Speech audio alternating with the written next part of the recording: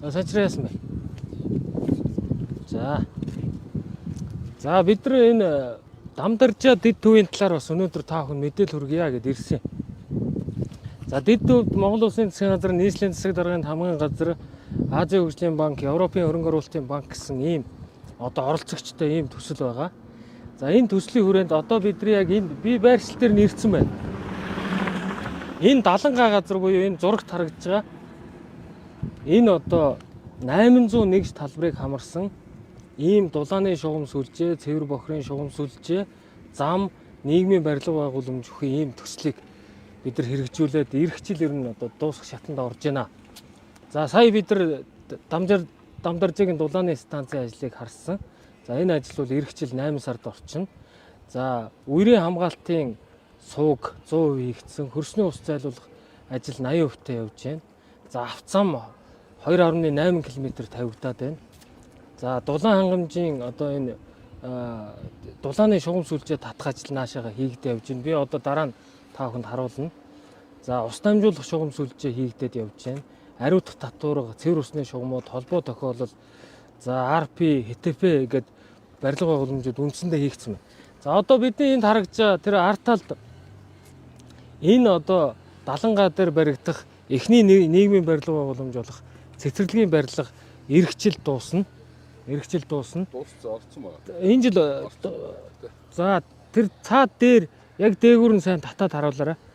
Цэвэр усан сан тэр уулын ороо дээр энэ одоо Дамдаржааг хангах усан сан хийгдээд дууссан байгаа.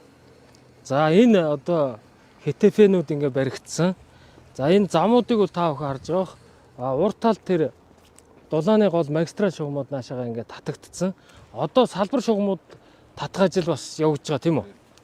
Тэгэхээр энэ бидний яг энэ ард харагдж байгаа энэ одоо айл өрхүүд бол үндсэндээ ирэх жил газарт орж байгаа гэж ойлгож болно.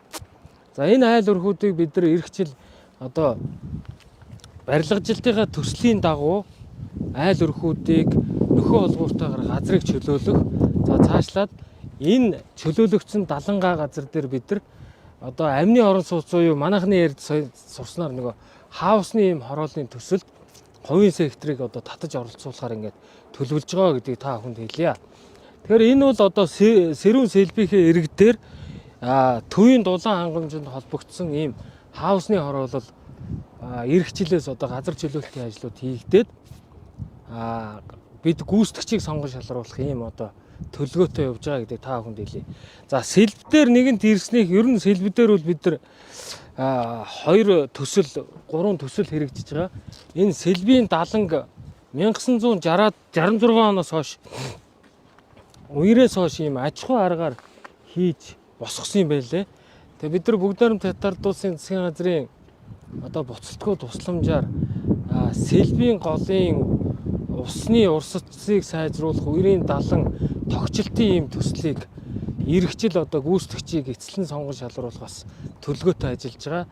За мөн Дэлхийн банкны санхүүжилтээр туул голын үерийн хамгаалтын даланг барьж байгуулах, мөн тогтчлтын ажлыг хийх ийм техник эдийн засгийн үндэслэлийг одоо Энэтхэгийн зураг төслийн компани гүйцэтгэж байгаа гэдгийг та бүхэнд хэлье.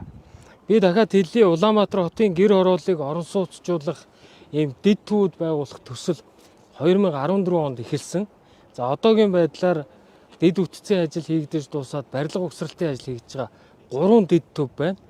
Баян өшөө дэд төв, шар хад дэд төв, сэлб дэд төв. За одоо цаашид хийгдэхээр төлөвлөгдөж байгаа яг дэд үтцийн ажлууд нь яг энэ мэтлэн татагдж байгаа. Энэ Дамдаржаа дэд төв байна.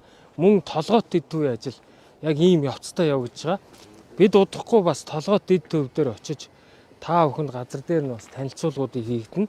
Тэгэхээр Улаанбаатар хот бол өөрөө цаашид бид сэлбийн төслөөс хойш өөрсдөө одоо яг барилгын төслийг гардаж мөнгө усгал санхүүжүүлж хийхгүй гэдэг юм төлөвлөгөөтэй байгаа. Бид нар яг энэ мэтлэнгийн дэд үтсийн татсан төслүүд дээр газар чөлөөлтийг хийж өгөөд барилгажилтын төслийг баталж өгөөд тэгээ хувийн компаниудыг урьж оролцуулж хувийн компаниуд энэ талбай дээр өөрсдөө барилгаа бариад бидний оруулсан хөрөнгө оруулалтанд дүүцгүүц одоо талбай барилгыг нийслэлийн орон сууцчлалтын санд төвлөрүүлдэг энэ тогтолцоо руу шилжиж байгаа. Сая бид нар хааны материал дээр яг энэ одоо тогтолцоогоор зарчмаар одоо материал импс компани шалгараад эргэжил барилга угсралтын ажил хийгдэнэ.